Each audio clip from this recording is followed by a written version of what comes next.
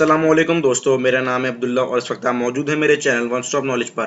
दोस्तों, दुनिया के इस जदीद दौर में पैसा इज्जत की इलामत समझा जाता है। हर इस शख्स को इज्जत की निगाह से देखा जाता है जिसके पास पैसा हो और वो इसको इस्तेमाल करना भी जानता हो, और ख्वाह इसने ये दौलत किसी भी जराए से हासिल की हो। कुछ लोग ऐसे भी होते हैं जो दौलतमंद बनने के लिए किसी भी जरिए को चुन लेते हैं, इसके लिए इनको कानून ही क्यों ना तोड़ना पड़े। दुनिया में पैसा हासिल करने का आसान जरिया चोरी करना और लूट मार करना है। ये एक ऐसा जरिया है जो हर दफा कामयाब नहीं होता। कहीं भी और किसी भी वक्त गिरफ्तार हो जाने का अंदेशा हमेशा रहता है और साथ साथ जान जाने का खतरा भी मौजूद होता है। आज हम जिक्र करेंगे चंद ऐसे ज़हीन मुजरिमों का जिन्होंने बैंक लूटने की बड़ी वारदातें की। कुछ केस हल हुए और मुजरिम पकड़े गए, तो कुछ केस हमेशा के लिए मामा बन गए। तो आए चलते हैं दिलचस्प वारदातों की कहानियों की तरफ। Number 10, the Dunbar armoured robbery. दोस्तों, ड्यूनबर्ग अमेरिका में पैसों की लेन देन और ट्रांसफर के लिए इस्तेमाल होने वाली बख्तरबंद गाड़ी है। ये सर्विस काफी अरसे से महफूज तरीके से काम कर रही थी, मगर फिर 1997 में इन्होंने बदकिस्मती से एक ऐसे शख्स को सिक्योरिटी इंस्पेक्टर बना दिया जिसको पैसे के लालच ने अंधा कर दिया था।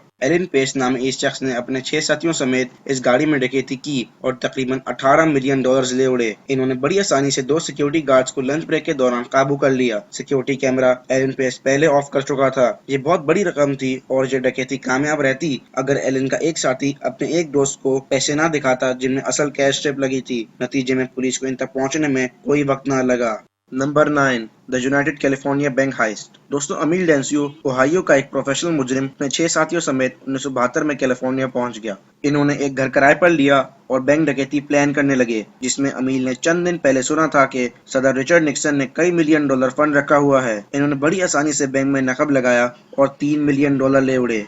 लेकिन बदकिस्मती से इन्होंने जिस टैक्सी में सफर किया था इसके ड्राइवर ने पुलिस को बता दिया। पुलिस इस घर में पहुंची जो इन्होंने किराए पर लिया था और उंगलियों के निशान उठाकर मुजरिमों को पहचान लिया। कुछ पकड़े गए और कुछ बच जाने में कामयाब हो गए।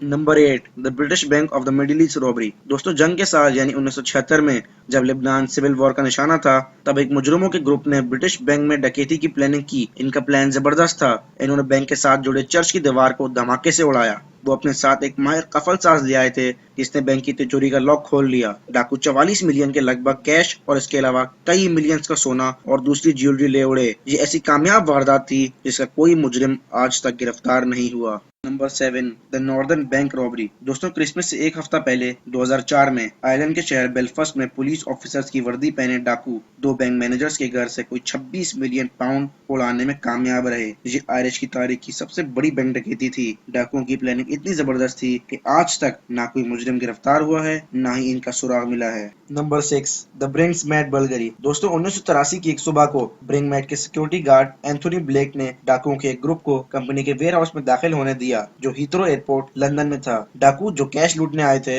इन्हें अंदाजा हुआ कि किस्मत इन पर मेहरबान है। वहां इन्हें कैश के साथ करोड़ों का सोना भी मिल गया। बाकी सिक्योरिटी गार्ड्स को बाय बाय कहकर डाकू फरार होने में कामयाब रहे, मगर पुलिस होशियार थी। कई डाकू पकड़े गए, अलबत्ता सोना कभी वापस ना मिल सका।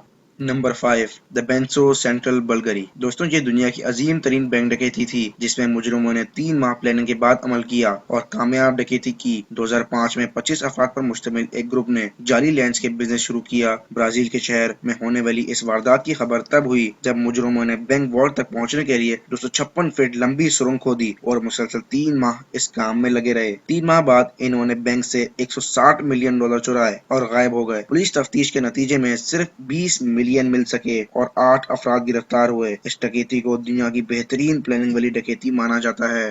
Number 4, the Securitas depot robbery. दोस्तों, ब्रिटिश तारीख की कैश के हिसाब से सबसे बड़ी डकैती कैंट के सिक्योरिटी सर्विसेज कंपनी के वेयर हाउस में हुई। एक ग्रुप ने ब्रांच मैनेजर और इसके खानदान को अगवा किया और इसे जरमाल बनाकर वेयर हाउस में दाखिल हुए, जहां से इन्होंने $83 मिलियन चुराए। सब डाकुओं ने स्पेशल डिजाइन करदा मास्क पहन रखे थे और यही इनकी बड़ी गलती थी। जिस मेकअप आर्टिस्ट ने ये बनाए थे, इसने ग्रुप के खिलाफ गवाही दी और कुछ डाकू पकड़े गए।